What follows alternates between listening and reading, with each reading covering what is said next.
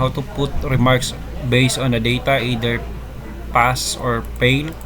So based on the data, dito sa baba may nakalagay dito na example, which is passing grade is below 75, is 75, and 74 and below, that is failed. So first, gawa natin ng formula, which is equal sign. Click equal sign. Then after equal sign, so dito lang tayo magbe-base sa total. Okay, so please type if. So may if dyan, double click lang natin if. After the if, please click this total. Then after the total, you need to input the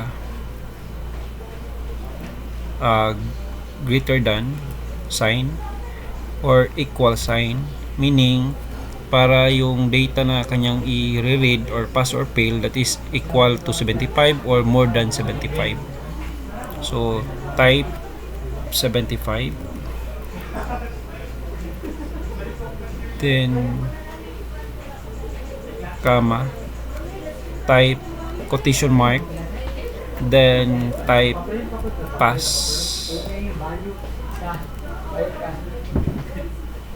then quotation mark, comma, quotation mark again, then type failed,